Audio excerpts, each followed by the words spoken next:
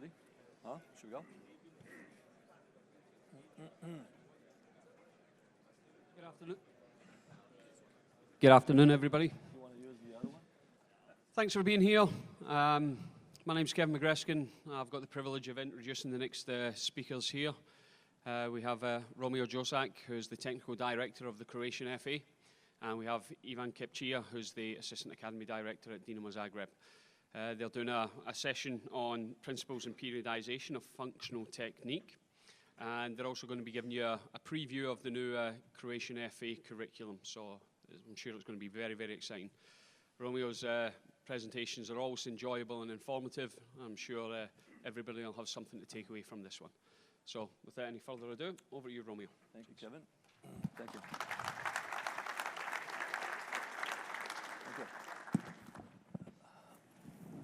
Okay, good to be back on a classroom session. I hope I'm not going to be sweating as much as I did yesterday on the field session. Hopefully it's going to be more dry today. I will try to make it dynamic and interesting. I do have around 200 slides I want to show you. It's going to be quite a lot. I'm going to try to fly through a lot of them. Ivan is my assistant. He's the assistant associate of the Dinamo Zagreb Academy that contributes with over 70% of the players to the national teams. Very important part of Croatian football, the most important part of Croatian football. I had the privilege to be the academy director for the last 7 years before I became technical director. Presentation is going to be, as I say, hopefully it's going to be interesting for you. I'm going to show you a lot of details from the actual curriculum that's going to be launched in a couple of days. Also have quite a few guys from Croatia here with me, head of the academy for the education process. A lot of my friends that I'm from here to Croatia that I met here, so really privileged to be here, and hello to you guys. Technical development, as we said yesterday, we find it really the most important thing for the kids, especially if we go really early in the ages. The younger we go, the better it gets. The thing that we showed yesterday was good, was relatively okay, even though if we had started with that a few years earlier, it would have been definitely much better for everyone in that situation. Now I'm going to show you a video clip where, in a bit of a funny way, to kind of get you all going and hit it off with, shows the evolution of team sports in general. This one's going to get you the picture quite well, I think.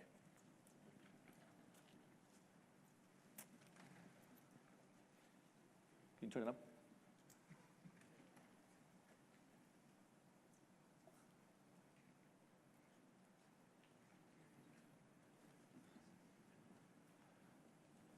Can we fix the volume here, please? We can't hear anything.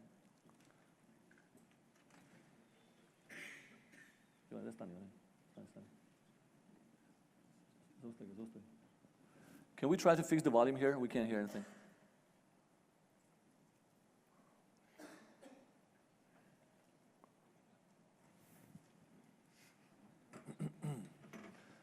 Sorry about that.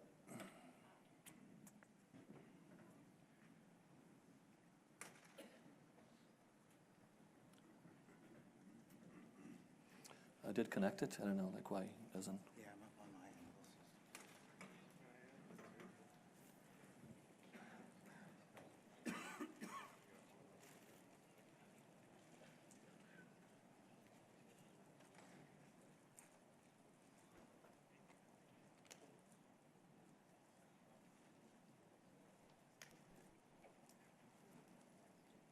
Including the driver.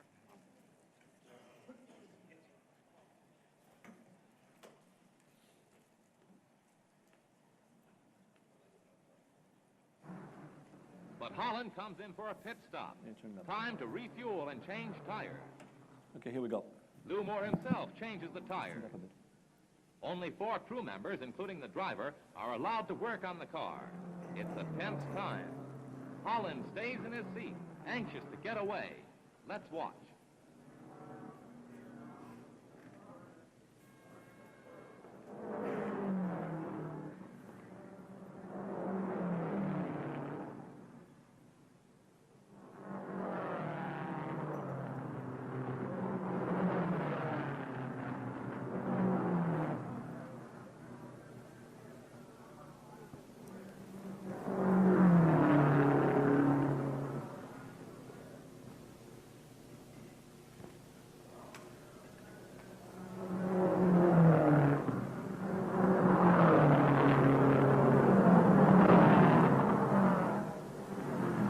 tires are changed at last. A crewman polishes the windshield as Holland moves away just 67 seconds after he stopped. Just 67 seconds.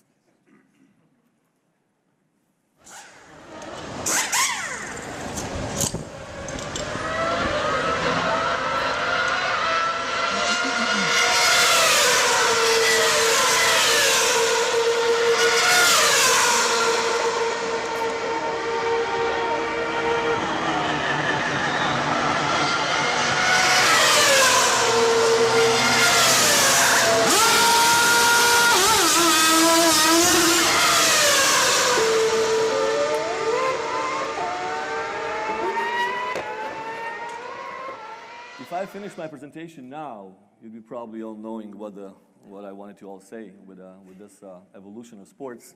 It's not in formula like that.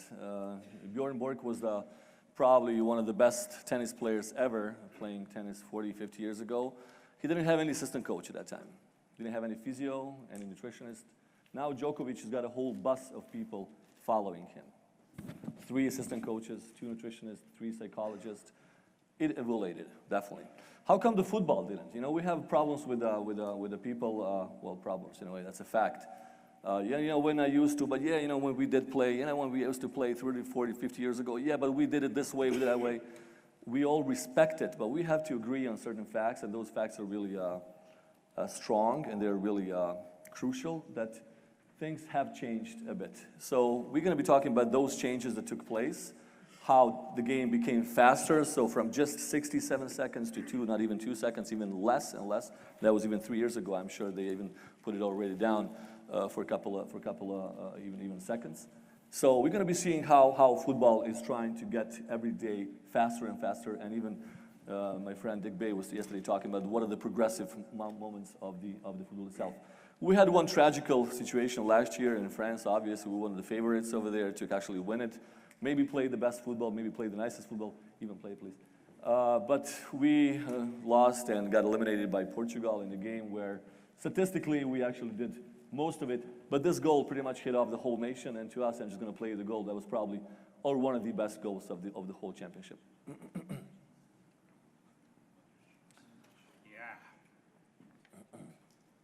I had a privilege to be his coach for a year and a half, and he was, at that time, he was really a young, skinny guy that no one knew was going to be, but okay, he had his passion. He was, we call it, he was scratching every day. He just wanted to make it, and he stayed the way he was like that.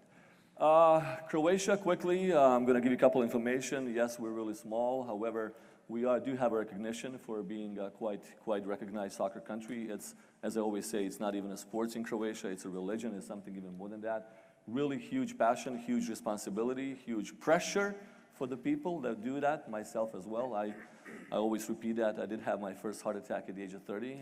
Hopefully it's going to stay easy as it is right now, because you give yourself the thing that I showed on the field session yesterday is sometimes you can't help it. You get carried away. It becomes subconscious to you, and you just don't even think about it until somebody else has knocked the door and say, listen, you got to pay the bill. And this bill sometimes goes into the health side. But good, I really enjoy the way it is. We used to be 4 sometimes, now we're not, we're 13 on the planet. But as I say, a lot of young talents is being exported, being sold to various countries in Europe. Later on, I'm going to show you a couple of details.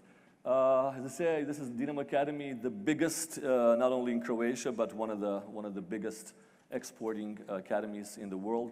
I'm going to show you a couple of information. In 2011, they were elected to be the best 6 academies in Europe among these other 5 academies, with the budget of €1.5 million.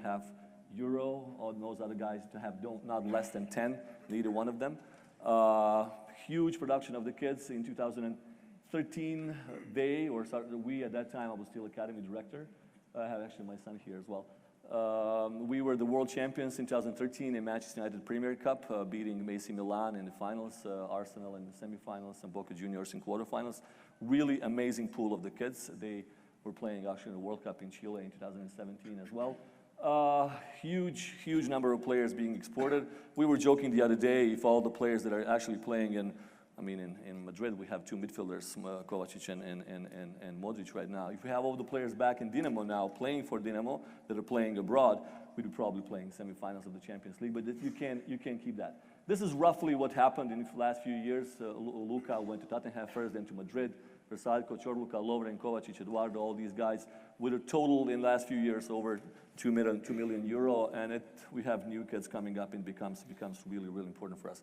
As I said yesterday on a panel, there's 100,000 people playing football that are registered in Croatia, 100,000 players, so we can't allow to miss. We can't afford to have actually wrong judgment in the talent, and we really got to be careful what we're doing in these guys. The most talented ones are, of course, those guys that you already know.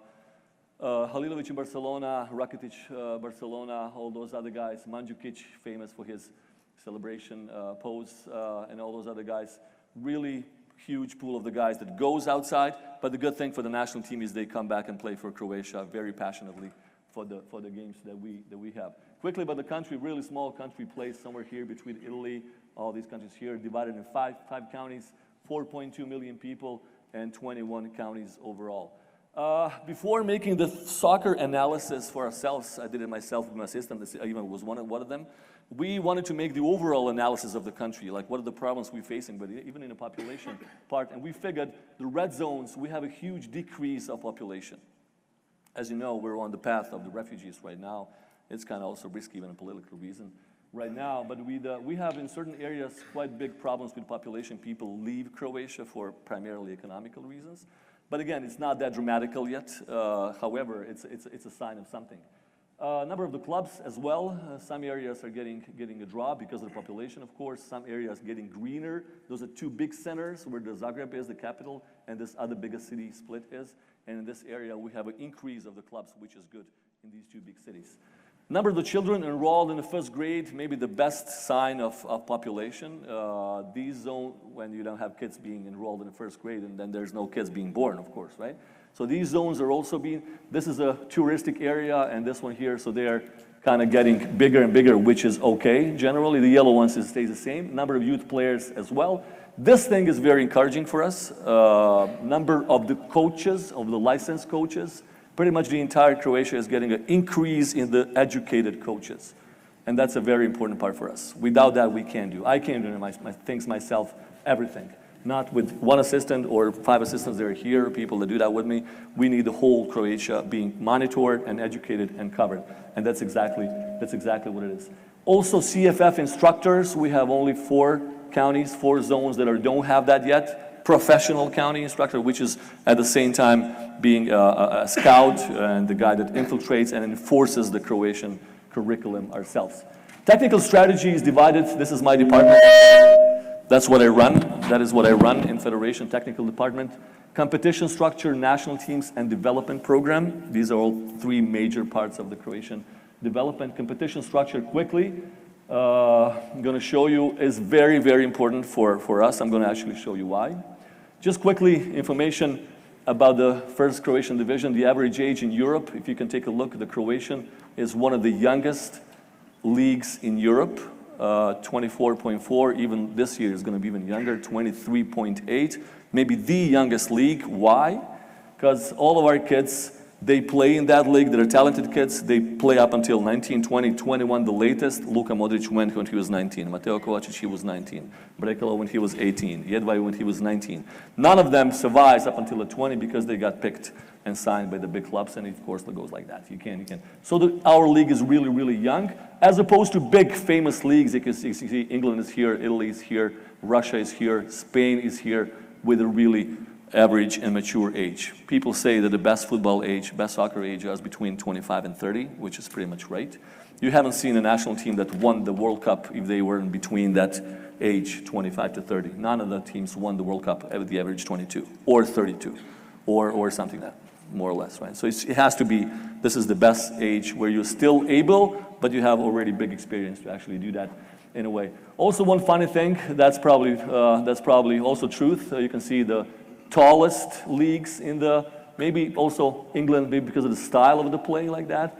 Spain, of course, one of the shortest, like these. We are in this area, Serbia and Croatia, tallest, like generally as genetically we in Croatia are. But those German league is also one of the tallest one. Germany actually the tallest league in Europe, which is quite, let's say, so tall for the soccer itself. Technical strategy in the competition part, one thing that is very, very important, and I briefly spoke about it on the panel yesterday, is 5 momentums, 5 things that we find very important. One is individual, of course, talent. You either have it or don't have it. Yesterday, we quickly said, unfortunately, you can't teach everything, everyone. There are certain genetical limitations that are, of course, big. So we gotta detect what are those genetical criterias, and then look for them, take them, and then have a hard training to actually bring them up. Individual talent is one of them, of course. This is a situation where a lot of academies, a lot of people, a lot of even us in Croatia made a mistake with, and that is the genetical age, and that is the biological age or chronological age. This guy here is the oldest in a way, and he is the best. He is, well, the best. He has the best potential in the future. Of course, this guy dominates right now. He's a national team player, and he's a national team player, and he's not a national team player. But he plays in the starting 11. Very good player. But this guy is having a struggle to play over there, but is the most talented one. The youngest one. Sorry, the oldest one. Chronologically, biologically, take a look how much younger that goes. I'm not going to go into details. This is from Dinamo. Ivan is going to be having his 10 minutes as well, showing you exactly from Dinamo Academy things they do with the drills. It's going to be also a couple of interesting slides. I didn't want to talk that on their behalf. They're going to do it themselves, but it's going to be also together with the federation. We do things together. So this is something what happens, what is dangerous even. What is even dangerous. Why? It's not dangerous to push this guy up, but it's dangerous not to push this guy up. Even some schools, some academies, some nations have, some leagues have the teams for biologically not advanced kids, for biologically kids that are actually deteriors, not inferiors, right? So that's one thing we all got to be careful with, because you're going to lose their head, you're going to lose their heart and their minds if they're going to be not pushed in the way they should be pushing. So that's one thing that is interesting. Number 2 is curriculum. Number 2 is a program that you need to have. This is something what I'm going to show you quite a bit. Coaching quality, coach. You know, when they ask us in academy, I have head of the academy here together with us, and we often get the questions from the media even, you know, how come, listen, you guys, you got to produce more coaches. You know, like, we don't have enough coaches. Coaches have to be all good. We have a couple of coaches. And then I asked him, even on TV, I had one interview, and then I asked him back, listen, do you guys know how many, we have a medical university in Croatia, in Zagreb, right? So how many doctors get graduated every year from this university, roughly, more or less? He said, I don't know. I'm going to tell you how much. Around 100 of various fields. This for the, this for the. And next year, 100 again. And next year, 100 again. In 10 years, that's 1,000 new doctors we have in the city. When my knee hurts, I know 2 people that I'm going to go to. Everybody knows about them. When my tooth hurts, I know 1 dentist or 2 dentists that everybody's going to go to that have a good reputation. How come we don't have 100 of them? Education and academy gives you a license, gives you the full right to work, gives you the education. But something else needs to be there in order to be a good coach. Yes, license. Without that, you can't do it. Yes, education. Yes. But there's something more on top of it. In the academy, players, they all have the same education. They all have the same treatment. They all have the same approach. Some of them made it. In Luka Modric age group, 1985, he was one among 25. He only made it. They all had the same education. They all had the same coach. Even the same push, political push, if you will. Okay, let's push these guys. Had the same contracts and everything. He made it. The same thing with coaching. So coaching quality is very important. Number 4, coaching within the team. Sorry, quality within the team is something, if this guy's outstanding and all the other kids are not, and the difference is too big, he's not, subconsciously, he's not going to push. He's not going to scratch. We want him to. So we want to surround him with 22 other lions, little lions that are going to fight for the spot. If you don't have that, you're not going to succeed. You have to have quality within the team. And the 5th one, quality within the league. If you don't have that, you're also going to be not doing the job properly. Now, I don't know what the situation here in the state is. However, can we ensure every weekend to play and have the equal quality of the game? So every given weekend there's going to be a new challenge, a new survival for the rest actually to do that stuff. If we're missing at least one of those 5, it's going to be hard to succeed on the long run. So those 5 preconditions for us, anyway, are more important. We push competition, we push quality within the team, we push coaching quality, curriculum's got to be there, individual talent. That's in theory really nice. Practical, we see how much it is. National teams, also very important for us. Quickly I'm going to route that. Women's national teams, more and more important lately. Futsal, we're the 6th nation in Europe in futsal, also pushing that a bit. Played FIFA World Cup 2 years ago in Chile with this age group that I just showed you that won the Manchester United trophy. Have a good coach.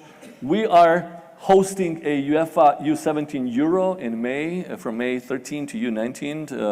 You're all invited to join in. We're hosting it. Best 16 U17 national teams are going to be there for 17 days. We're going to have on 8 stadiums, 30 matches.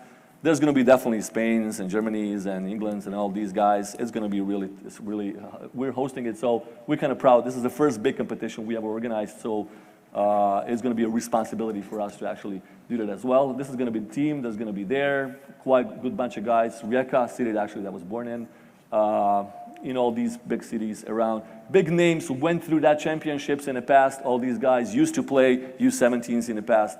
And it's going to be a huge responsibility for us as well. U19 is also a big, important group. They were in Germany in Euro a few months ago. U21s having competition, again, really, really strong focus for us to actually have those guys.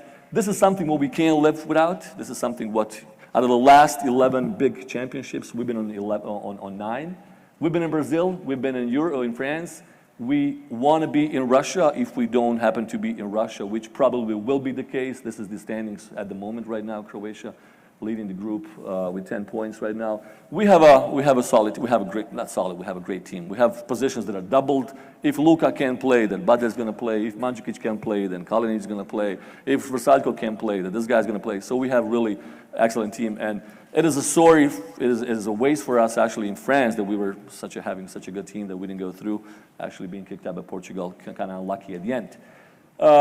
Development program, that's what we're here for. Coaches and elite youth, development of coaches quickly. This is the academy. Two of the most important guys are actually here in the first row with me here. The academy is something we'll be proud of. We have excellent education. We focus on that. We are strict with that. We don't people let go and let them go away with people not knowing stuff that easy, really focusing on that stuff as well. There are a couple of famous guys, Bilic from England right now, Niko Kovac in Germany, our academy director. Here, education is something what we've all been through, and I must say on a European UEFA level. I'm also a UEFA technical member, instructor, and a member of the technical committee. Really proudly, whenever there's some discussions, always bringing a lot of people to Dinamo Academy, into our academy, for the further education. Elite Youth Development Program, we will have the analysis of our first division compared to other 5 divisions that I'm just going to show you, and the trends and developing curriculum are going to be put into this curriculum that's going to be for us. This is going to be rather interesting for you. It's going to be technical and tactical success indicators between our first division compared to Spanish division, compared to Bundesliga, compared to Premiership, compared to Austrian, and compared to Serbian league. Why Serbian? Because there's always a fight, even physical, even literally, all the time. Between us, against us, there was a war, as you know, 20 years ago. It gets better, but it's still pretty sensitive and still pretty sparky. But we're similar, so we kind of wanted to compare ourselves against them as well, because they're also a talented nation. They won a World Cup, U20 last year, right, in New Zealand. And all this under cover of Champions League and UEFA indicators that are pretty important to us. And as I say, all these information are going to be built in the curriculum. Technical and tactical success indicators are, Ivane, please play it. Again, i razigrali Oriol, Koke, Munjain, Canales, igrači vezne linije. Follow this player, Koke. I think you've seen that clip a few times already. But just take a look at the passes. That was 4. And that was 5, that was 6. So 6 passes like this, worth 70 million euro today in a transfer market on a German website that pretty much plays for Atletico Madrid, excellent player. But that's a ball possession, right? And Spain does that. And I can't deny, when they say Barcelona is in crisis, I want us all to be in a crisis like Barcelona is. I swear to God, because this is when they lose a game every like once in a blue moon. Okay, yeah, please give me a crisis like that. I'm gonna sign for that right away. But this is the process of education, and they are. It's tricky, but we're gonna analyze that in a second a bit. So ball possession definitely is something what we find very important. Statistics, I spoke about that a lot last time when I was here. If you didn't know what the score was in the semifinals of the World Cup, if you didn't know what the score was, 1-7, take a look at this. Dangerous attacks, 58 Brazil, 34 Germany. 58-38. 18, 14 total attempts. 19 deliveries, 11. 4, 20 clearances. 4, 33, 4, 83. Ball possession, 52 ball possession, 48. Attempts, 18, 14, 13, 12 in on target, and 1-7 result at the end. So if you didn't have that, these two numbers, you'd be saying, yeah, these guys killed them, or at least one. Statistics can fool you around, of course, if we read that and only in one game. This information actually reveals the problems of statistics, right? It reveals the situation and the misleading role of this. Sometimes, if you look at the statistics in one game only, that's why it's got to be watched through other different ways. The same thing, Barcelona lose possession battle for the first time in 370 games, 54 Rayo Vallecano, and 46 Barcelona, still 0-4. So in one game, it doesn't give you the kind of an answer that it is. In Brazil, we had 436 passes. Take a look at that, 436 passes overall, Croatia. Let's take a look at Italy, because we always fight over there. We're on the border, and we're kind of having the rivalry between them a lot, just as well as Serbia. But they're also a big football nation that we respect a lot. 598 passes overall in Brazil, but the passes in the box, we are here with this number, and take a look what Italy was, just as an example. So dangerous passes and passes overall. It can be a really ball possession, you got to be able to read that. So Mr. Hughes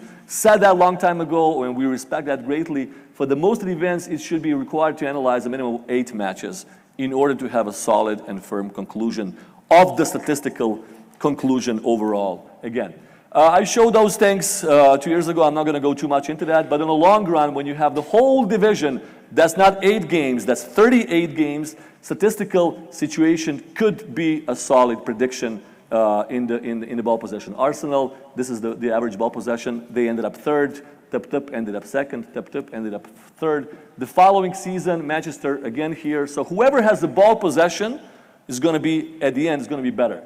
The same thing happened over there. I think we analyzed the situation 2 years ago. So we're not going to go. What I'm going to try to analyze here with you, actually give you a homework a bit. Why did this happen the way this happened last year? Take a look at this. Leicester City won the championship.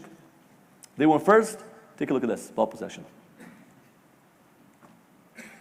On the average, yes, you can have luck in one game. You might have luck in 3 games. You can't be lucky in 38 games, right? You can't be lucky. The ball possession is something important. Of course, what kind of ball possession, right? Now we got to go deeper into the analysis. What kind of passes? Out of these 270, how many passes were going this way, that way? How many breakaways? How many tackles? How many? Everything's going to be analyzed. There is an answer inside. I'm not going to reveal it today. Give you a bit of a more to go into that and try to sniff it out in a way to see why they won it statistically on a 38 games. It's actually really interesting.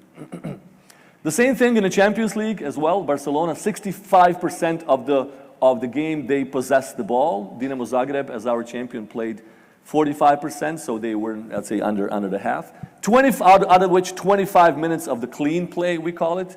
They had the ball in the feet. Divided by 11, that's just above 2 minutes per player. Just above 2 minutes per player. So you got 2 minutes on the average in the ball. That means you're going to play the football for 88 minutes without the ball because you got 2 minutes only in your feet to have the ball. Very crucial for the kids over there to properly turn with the ball and to be ready because you got 120 seconds, not even. That was a fact a few years back in Italy. 47 seconds, 2 goals and 2 assists. And the guy was, of course, the man of the match. With 47 seconds, the ball in his feet. In the game, Inter Milan 5 years ago. Structure of ball possession loss, I quickly mentioned that yesterday in a field session. Structure of ball possession loss, upon passing 63% of the ball loss, upon receiving 18. 80% of the ball possession loss is based on the wrong control or pass.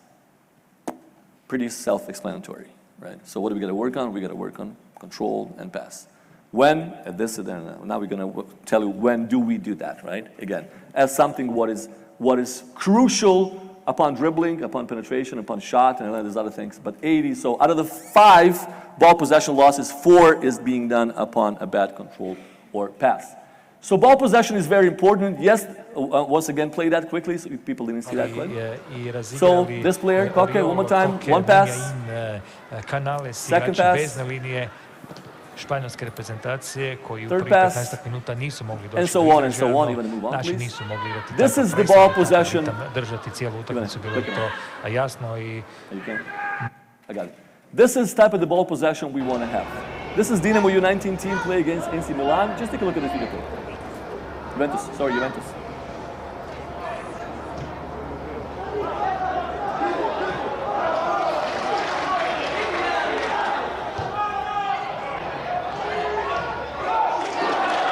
Please play once again, but stop for a second. This is just what we play Champions League. For the senior, we play Champions League with the kids, U19s. We were in the group last year with Juventus, and this is the game prior to the big game the U19s play. So here, in between the zone, turn with the ball as we spoke about yesterday, right away. Penetrated pass down there, and then one-timer cross in.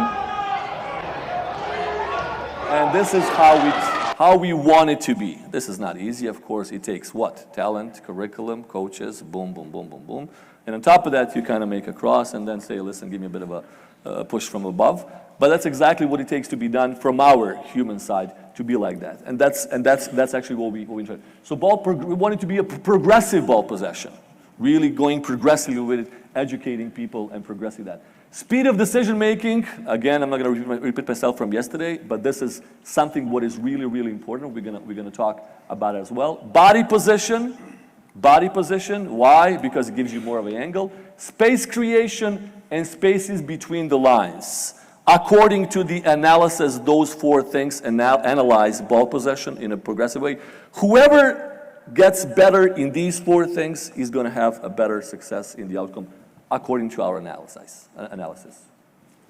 And those things are actually measurable. We're going to see later on how. Let's analyze these 2 quickly. Body position makes a difference. One really important Spanish coach in the past, 20 years ago, he said, body position makes a difference if you're facing like this or facing like this. You know what I'm talking about already by now. We want our players to be facing like this, right? Having the view like this. If the ball passes the ball to you like this and you control it like this, this is the angle and these are the options you can choose from this angle. If you control it like this, those are the options. Control like this, those are the options. So let's open up the body and have the options and have the body position being placed in this position every time it's possible. It's not easy again, but this is the goal, right? To have the options like this. Take a look, stop for a second. Take a look. This is Italy. I think I played this video clip. This is Italy. Take a look. I'm going to tell you when to stop. Swirls of pressure. Now, take a look, Luka. This is probably now the best midfield player in the world. Okay, me as a Croatian, definitely, right? But generally, more or less. If not the best, then among first 5, for sure. Take a look at this now. Get it back a bit now. There's swirls of pressure. Stop it. No, stop it. Take a look at his head. Play it. Again. He never turned and he never checked behind. Another one. One more time. Perisic. One more time. Swirls of pressure. So he never just let it play. Never checked his back. Modric. Never check back and never turn around. Again, third one. Perisic. Never. Now we have Rakitic playing for Barcelona even now. Take a look at this. Okay, it was a high ball, but still, that's a Barcelona player. Going back again. Rakitic. Stop. Pirlo. Midfield player, okay, that was a few years back, of Real Madrid, a midfield player of Barcelona, still making a mistake sometime. We talked about this with him. Well, in a situation where we kind of chatted it on and having the national team gathering. But sometimes you can even say, okay, how important that is. And of course, okay, listen, if you guys are going to write, and then even the took the ball away from them because they didn't respect the principle on the best possible level. That's how much and how important body position is. Why? He controlled the ball like this, and he went back the same way. Second player, back. Third player, back. Never opened up and never made a decision. So this is not what we want in the process of education. Very, very, you've seen that, but I'm going to repeat that. Very, very important. Receive the ball with the angle watching, of course, like this. Once you receive the ball, you perceive the space, perceive the space. You made the decision based on the space perception, and you finish the action based on the decision. This is completely wrong, and it is forbidden in Croatia in development from now, not from now on, from 5 years ago and on. It can't be like this. This is what it has to be like. Before you control the ball, you perceive the area. Before you control the ball, you make a decision what you're going to do with the ball when you control it. It doesn't have to be a goal. It doesn't have to be assist. It can be something what is the best out of the given situation. It could be like this, but it's the best. Based on the decision that you made, you're going to control the ball. And based on this decision, you're going to perform the action. Once again, one more two. So space perception, decision, tip, and receiving, and on. The best guy that ever, for me anyway, did it on the planet was Xavi. Let's play this video sequence.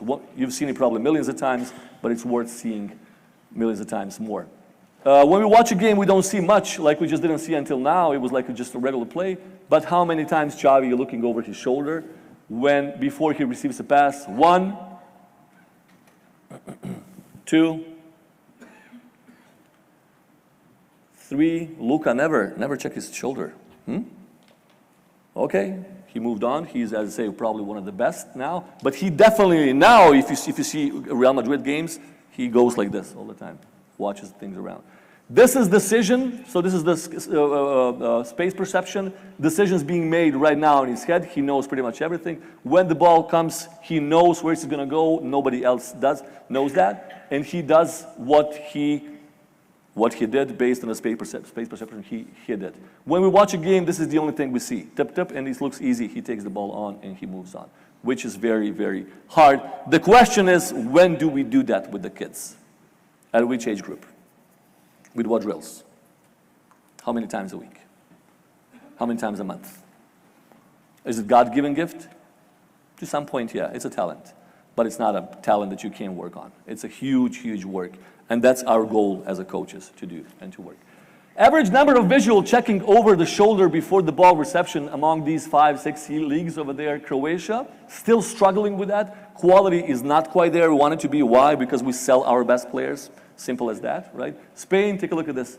4+1, Serbia 2+1, Austria 2+1, Germany 3+1, England 3+1. So average for the midfield players, how many times they check visually around. We're actually in the process of analyzing our U15 league, which is a national league, which is a really strong league. Still the best kids are still in there.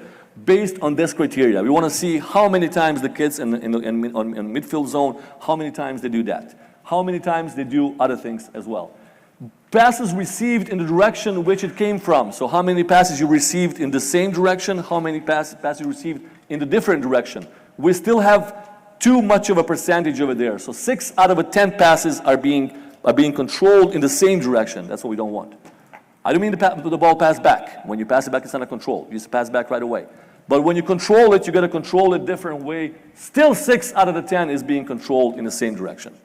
And that's a huge, in Croatian we say cancer, figuratively speaking. It's a huge disease, huge problem for the whole league. We're going to drop it down. Take a look at Spain. Still some percentage, but listen, we can't deny. Okay, clubs, yes, they have power. Yes, they have money. They have everything.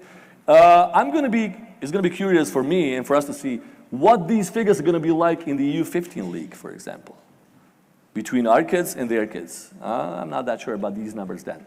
Why? Because it's education. Later on, because our best players go to these leagues from Croatia anyway, right? So this is the league. That's not the national team, it's a league. And we're struggling with it. Ball receptions with the chest open forward. We know that information as well. 38 in the first division as well. So 38 passes are being received with the chest forward to the opposite goal. Still a low percentage here. Very, very, very, very dangerous in a way for the situation. Let's see this video, how simple that can look like. Of course, I'm going to always use Spanish team because out of the respect, of course. For the national team, Croatia, I can use that easily as well because this is how it's being played. similarly, more or less. But let's say out of the 6 passes, all of them are being controlled with the chest forward. Every single one of them. Every single one of them. Before that, if we stopped it and played it in slow motion, before every pass, players checked behind to saw where they were. Otherwise, they wouldn't have controlled the ball that way. Simple, right? So that's these two. Space creation. Space creation have 1v1 situations many times. Take a look at this situation quickly. We have this player, he even shows with his hand where he's at, and he's gonna get the ball. Against Barcelona in this time. So those things are very, very, sometimes we pile up a lot of players over there in the corner, and there's like 3 of them and none of them get the ball. With the individual space creation. Yesterday we were trying, I think we at least transferred the picture to you guys, managed like the kids, okay, how are you gonna get rid of the guy? With those off-balancing movements that you try to do. That's exactly what this guy, what this player did. Let's do these things at the age of 11. For this many times a week, for this many times a year. And it's gonna be definitely done. We'll see to what extent. Individual space creation actions are this 31 and on and on. And for example, this example as well. Take a look at this. All of a sudden, he moves the direction and he controls the ball again with his chest forward. Simple as that. The time's actually leading us, we're gonna have to move on quickly. Spaces between the lines as well. Players control the ball, spaces between the lines here, like that, and on. Also the percentages, how important that is. If you analyze that, they can't hide on the 38 games on the whole league. They can't hide from these things over there like that. The same situation here. I'm going to be quickly going because we have, please play that one. You have the space here, and he just moves up and stands in the middle of the spaces in between the lines. A very important one. You also got to teach those things as well. Other things, other success indicators, there's a few other ones as well. Number of players in the box upon finishing action. We're not going to go and play that. This is important, but we can. Okay, later on. Casano, but now it's Spain on the break. As I say, I could have used Croatian national team video clips. I didn't want on purpose, out of respect.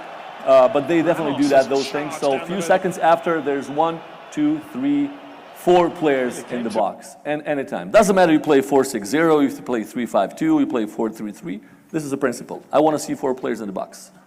I want to see 4 players in the box, no matter what. The same thing, analysis of that. And the same thing, for example, opposite foot winger dribble. Why, hold on even a second, why do we have opposite foot wingers on the other side? Because Robben is playing on the right side, because Messi is playing on the right side, because Neymar is playing on the left side. Is there a reason why? Shooting, okay, shooting. How about those guys knowing that you're going to be shooting most of the times? And you do. They block 1 player, they block 2 players, they block 3 players. Is that hard to make a conclusion with? Yes, you have a better foot. How come this other side? What is the percentage of the dribbles, of the pushes, of the tries to go inside like he did now? Play it, like he did now. No, yeah, go back. This, oops, go back. Now, play it. So he goes. He's right-footed, right? He goes in. He's right-footed. But next situation, we want him to go out. We want him to make a conclusion. What is good for the game, for the functionality, and he passes the ball with his right foot. This is the most talented kid we actually have right now. 98, he plays in Wolfsburg in Bundesliga. He's going to be definitely Croatian, a national team player but we want him to make a conclusion, not because you're right-footed, but because it's yes, you are better because you're right-footed, but no, make a decision regardless. And that's exactly what the goal is. All these things go into the national development curriculum. What is that? Why? And all these things, I'm not going to read them all, but unification, helping, focusing, maximizing. It's a Bible that has to be worked together with the academy, clubs, instructors, and the national team. If any of these are not going to do the job, we're not going to succeed in the long run, obviously. Curriculum basis, all the training model today, quickly we're going to show development principles, periodization, training model, and planning and programming. Before I pass on the word to Ivan, this is roughly what it looks like. Technique has got to be worked like this. Tactics has got to be worked like this. When you start, you have coordination and speed. When they say, yes, there are genetical barriers and genetical determinations, genetical restrictions, yes, they are, but those are the windows. If you do that, if you maximize your potentials here, you're going to be doing the best out of the given situation. Here we have animation individual, here we have learning in group, here we have competition and team pressure. Competition should be from here. When these guys win the game, it's nice, but it's not important at all. at all. I know you guys are under pressure from your academy directors, even probably here in the States as well, but it shouldn't be like that. We're trying to relieve and let the pressure of the coaches up until these ages. Yes, from here, we want to win. Why? Because we have to be winning a few years in the future on a Champions League game. Yeah, you got to adjust to that as well. Technique and tactics, starting from here. Formation of the programs, that's a whole session, whole presentation itself. This part should only be. You got to form the programs to get them to the subconscious level in a situation where there's no opposition. That's exactly what we try to do in the beginning of the session. Doom, da, doom, pam, doom, da, doom, pam, doom, da, doom. Then again, we're going to get opposition, application of these programs, application of the turn in the ease conditions when they're semi-active, when they're passive in the opposing situation, and application of TTA programs in the competitive conditions. If you don't form those programs in the no opposition environment, you will not be able to. Why? Because they did it nicely. They did it nicely until the opposition came along. When the opposition came along, they fell back into their own comfort zone, which was wrong formation. It takes the time to form those things. Once you have formed it without it, and that's why it's important to have those things in an isolated situation. I completely disagree with the game is the best teacher methodology from the early ages. Why? Because myself, starting from the age of 7, played football on the street for 5 years, for 5 hours every single day, for 10 years. Do you know how many times anyone corrected me in these 10 years? 0. Is it possible that I did everything right? I did form something. I did form sense for my foot. I did form something. But I maybe formed something what was wrong, some wrong habit. So if the game is the best teacher, what are we doing here? What are you guys sitting here for?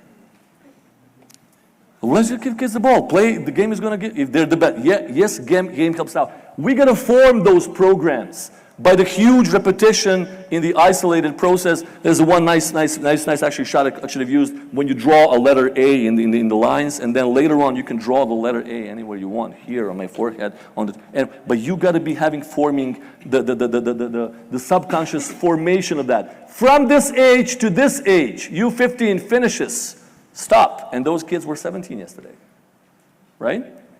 And then application, once you've done that, application, then competitive application in the conditions. Periodization, that's what we're going to quickly show today. Periodization in statistical conditions, periodization in dynamic conditions, periodization in functional conditions, periodization in situational conditions. It's a hard work and it's a hard job. And of course, at the end, elementary technique, dynamic technique, what we tried yesterday, and functional technique and individual tactics, group tactics and team tactics. I'm going to pass on the word to Ivan. He's going to quickly, Ivan, 7 to 8 minutes, to show you how it's being done from the club, inside the club. I could have said that, but again, for the appreciation of the club, my ex-club, he's going to have a few words. Thank you, Romeo. It's a pleasure to be here. And as Romeo was mentioning, a lot of the development of players relies on the clubs, because it's the clubs that have them, 200 trainings out of the year. And in the federation, they are the ones that are selecting them. We believe that it's the program that makes a big difference. As you can see, it's a PDF document that has 300 pages. That is the basis of the work in Dinamo Zagreb's academy from years ago. It's a foundation of the next thing that Romeo is going to be showing to you. And it's more or less goes through these phases. We are respecting the development of a player, the development of their mentality, going from individual thinking of himself, of a child that just wants to score. Then he has friends that he wants to cooperate with and use that period for accentuating group work. And then, of course, the team concept and the competition that Romeo was mentioning in specific situations. We do evaluate ourselves. We compete on this level and across all age groups. We try to see, okay, what are we against the top guys? And if we play in the finals against Man City, against Barcelona, that's good feedback for us, knowing we're doing something right. Another thing that we reevaluate our program and we try to adjust is seeing how many players that we are actually training stay within the club for a longer period of time. So, for example, here out of 2004 born, that whole team is still with us, which means that we selected early well, but also that our program is hitting the spot and doing the right things. If we see that this number changes, we have to think about our program and adapt to new environment. So this is kind of a normal thing for us to be in this type of competitions, and we're looking to put ourselves in such competitions. As Romeo has mentioned, one of the most important developmental things is to have competition within the team, but also against the team that you're playing. And when our kids dominate, we seek for international opportunities to lose games. In our program, which is from the youngest ages, I'll be showing, as Romeo said, not a lot of pressure in the youngest. We're looking to build the foundation of technique.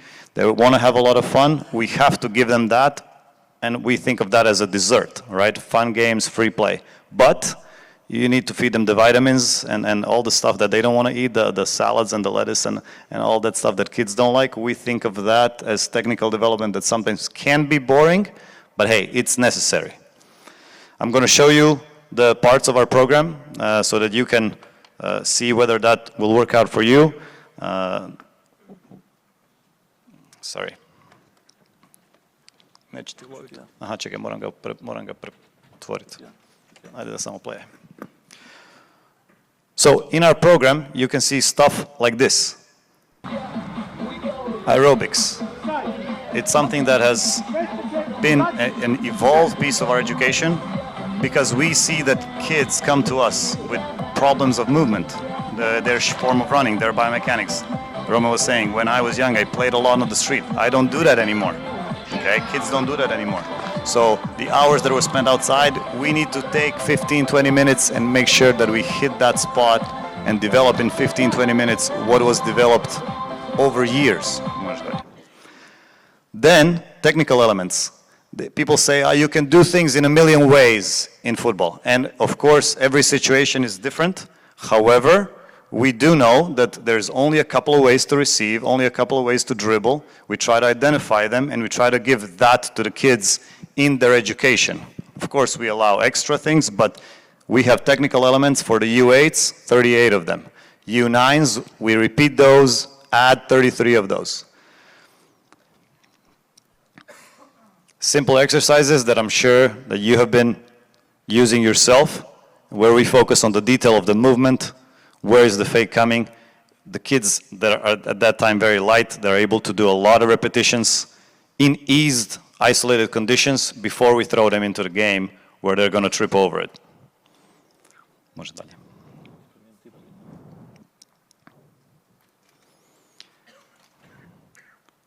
We actually teach them how to meg, okay? You can do it. They are the ones that have to apply it. But this is a pre-exercise. You give them a tool, then you put them in a game which will give them a chance to practice that.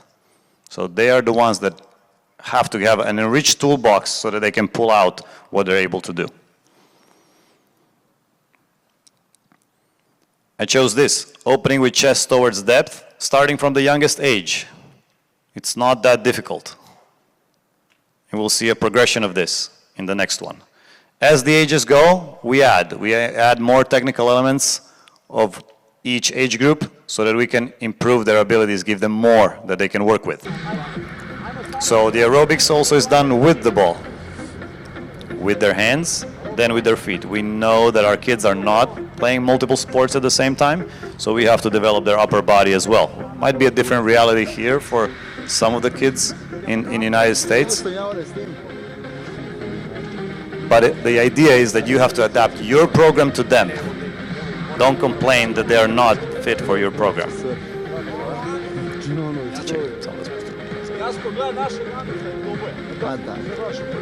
You can hear music. We use music because we respect them as kids. That's what they love.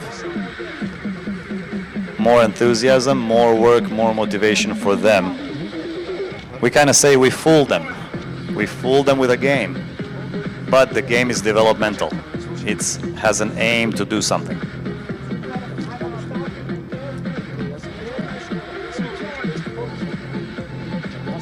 Etc., etc. Then the same exercise that you saw before, now there's a progression of opening behind the players, and Romeo was saying one of them, opening in the space between the lines, behind the midfielder's back, seeing if you can receive with the turn. or pass with the outside of the foot. I think one of probably Modric's trademark. He does it exceptionally on Real Madrid's level. We believe we have to give them the tool. Then, if they can hit the spot, they can use whatever they want if it's accurate. Then a little bit of an evolution. So now there's a little bit of cooperation, switching the side, using the opposite foot, which Romeo was insisting on yesterday. So it would be a progression from what the U8s did. Now there's a next step.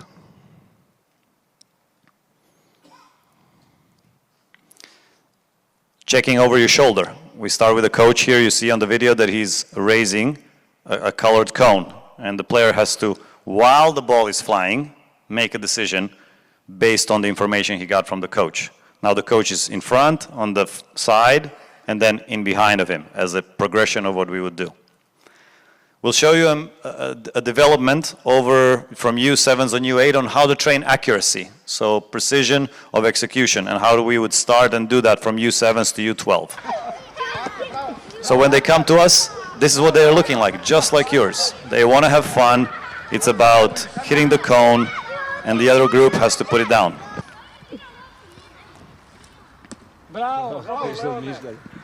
Then it ends up being a couple of yards away, with their hands, with their feet, with different ball sizes. Then maybe a 12-yard pass into a small net. Now it's hit the post. This is now U10s, U11s. You can follow the progression, and the kids are getting older. Pa imamo onda kod cindeni su golovi, onda ovo, pa imamo kod ovih ćemo gajati između prečke petke i 7 metra. It's World Cup for them, right? That's the whole idea. Next thing is put it over the bar or in between the two bars of the goals. The main idea is there is a progression. There's a plan that over the years is developed and evolved so that they can learn in blocks. What they've learned builds up on top of that. So when you come to Dinamo and you see an under-12 team doing this, it's not by accident. They are talented, but not only. So Romeo is going to touch base on what we do in, this is the base and the foundations of the youngest ages. He's going to show a little bit more of the development principles in the whole. Thank you. The development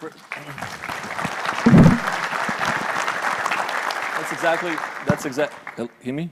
That's exactly why I wanted to Ivan to show that, because he's operationally in there now. Development principles that actually are being worked together with the academies. Dinamo is a leading academy. Universal principles that we and you guys are all going to know right away when you see them. Functional principles and situational principles. What are those? 5 universal principles are quick and correct passing and receiving. We know that how important that is.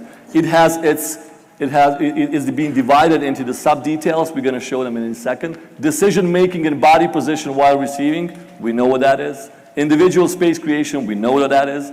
Collective space creation, wall pass, place of the third play as well. We have functional and situational principles, proper spacing of players in possession, usage of space between the lines, switching the side, individual penetration, and creating player surplus. Now, if we go into the details, what is correct and quick passing and receiving? What's that? Quick passing and receiving. Firm pass on the ground with the inside of the foot. In circumstances without pressure, passing ta-ta-ta-ta-ta. In circumstances of pressure, passing of the foot further away from the opponent. Everything what I was trying to speak about yesterday, right? Passing and receiving with inside of opposite foot, receiving with inside of the foot, everything analyzed. Let's play this one. How, unfortunately or luckily, the game is being played nowadays. That's not how it's being played 50 years ago, for sure. Getting a draw, getting a win. Only inside part of foot. I'm not going to say it's only inside. Luka's got this outside one, but this thing is also important. Decision-making and body position while receiving also has its analysis, all with the demands. Individual space creation, collective space creation, all the details, analyze all the variations of it. For example, one excellent example of individual space creation, take a look at this. It's been from a long time ago, but it's an excellent example of the individual space creation. In a circumstance where you can think nothing can dangerously happen to the AC Milan club, but this reaction changed everything. Of course, excellent pass, but then again, if the guy didn't go for it, nothing would have happened. So individual space creation, we have collective space creation, also one very important one. Against Barcelona this time, against them this time, but very effective and functional. So you have this run opening a space here, and you have this run opening a space there, and you have all these things should be worked. All these things should be trained in the different ages. Wall pass demands, we know that, and triple plays to the third player. All these variations go into the analysis. Proper spacing of players, usage of spaces between the lines, switching the side like that, individual penetration, and creating player surplus. All those things are very important. Now we've come to the part of the Croatian football curriculum. I will have to go really fast through it. So let's see how that's going to go. But you have periodization. Let's say you have situational. This is Croatian. Situational, but you guys understand it. Functional and universal. Starting from the U9 and going this way with the numbers, of course, below that we're going to show in a second. Reds is functional and universal is like that. This is quick and correct passing and receiving. When and how many times you do that in the model of the periodization. Decision making, space creation, wall pass, proper spacing of players, usage of spaces between the lines, switching the side, penetration, and so on. We did everything. We do everything in the academy based on a 6-week cycle according to the number of the practices they have. U9s have 3 practices, 11s 4, 13s 4, 5, 5, 5, and on a mesocycle, a length and how many times repetition in a year on a 30 training cycle. And then when you do starting those things in U9s, you have 22 attacking sessions, 8 defensing sessions, and as the time goes through U19s, it drops down and it raises up in the defense or in the offense situation. Periodization of the technical and tactical principles that you already know what they are, quick and receiving back, body position, space creation, all the way down to 10. In the U-nouns, how many times in the mesocycle they do have that. This is 4 times in a model. This is 7, this is 9, this is 9. So let's say quick and correct passing and receiving is going to be done 9 times in the U13s and 15s. Out of these 30 practices, they all have overall, right?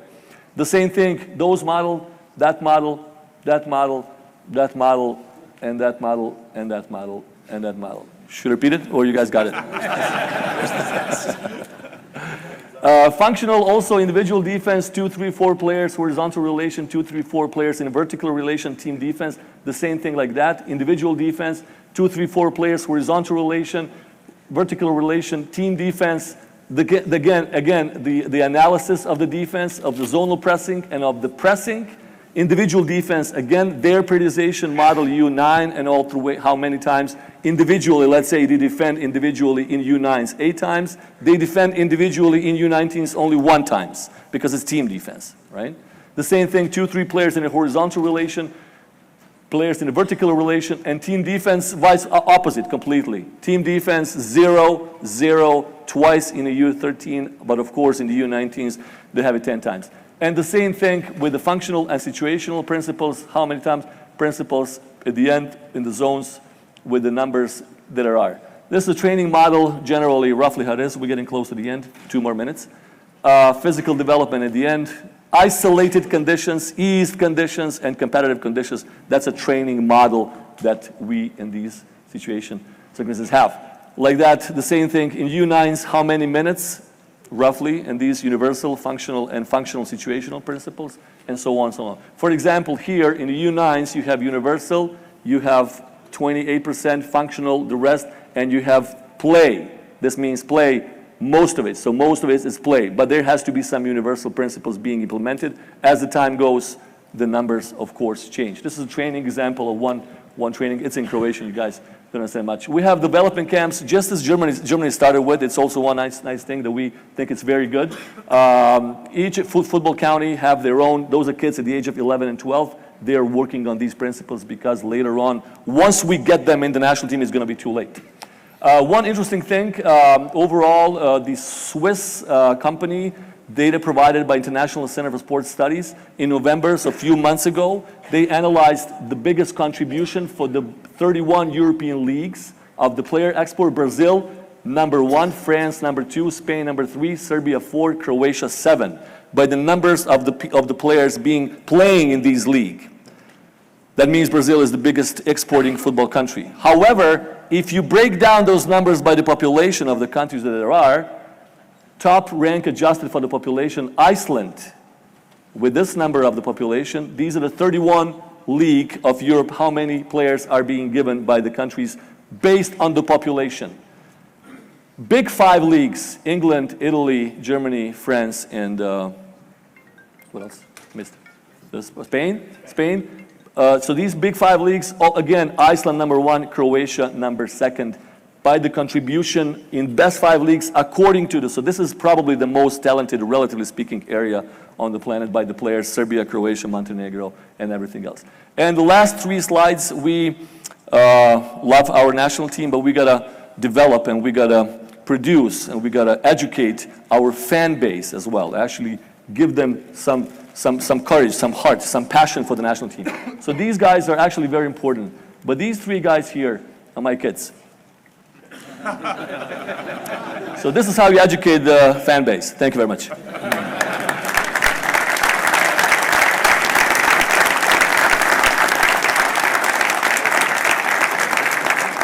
I'll be around if there are any questions so we can actually meet here. Thank you, guys.